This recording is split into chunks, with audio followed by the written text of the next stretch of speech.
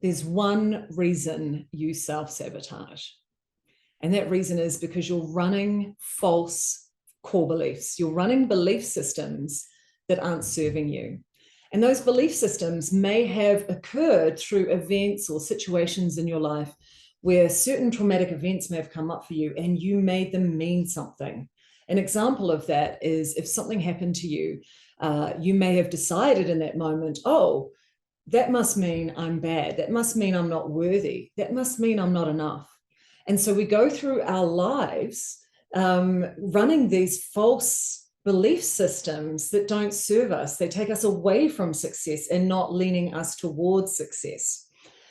So one of the things that we have to address is, where did those core beliefs come from?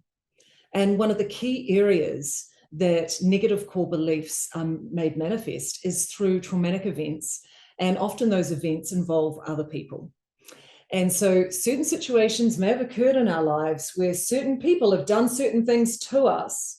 We are the victim, they're the perpetrator. And in those moments, that changes our course direction in life. It alters the trajectory that we were on. Think about this. When you were a child, when you were a baby, you were born into unconditional love. You didn't know what the negative things are that were going on in the world, or the negative things that were about to happen. But as those things arose in your life and certain events happened and certain characters played out their roles in your life, we become victim to situations. And in those moments, if we're young, particularly young, and we're not in our wise old years, we might decide that, oh, that must mean that I'm not worth it, or that must mean I'm not enough, or that must mean success is unavailable to me.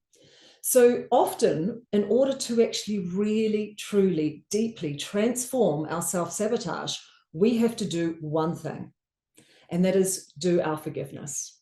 The work around forgiveness is one of the most powerful things we can do across our lifetimes in this human experience. The ability to transform past events into an empowering hero's journey, and the opportunity to actually heal, not just forgive and forget. That's not really authentic forgiveness.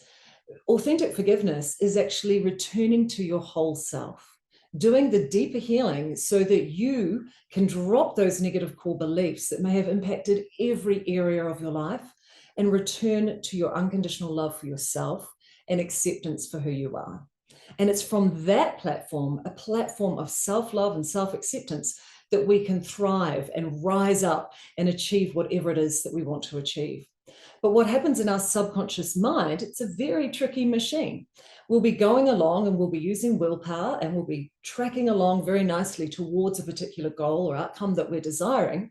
And then all of a sudden, something will occur in our daily life that may trigger us. And it's in those moments that the self-critic comes up, this inner pain body comes up and arises, which causes us to act and react in certain ways that may be taking us away from really what we truly want in life.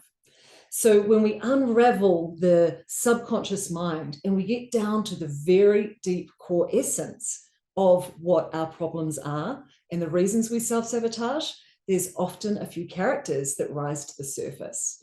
And those are the characters that we need to go in and do the deep forgiveness work so that change becomes authentic. It becomes an embodied experience, and you're able to finally return back to deep self-compassion, self-love, and self-acceptance.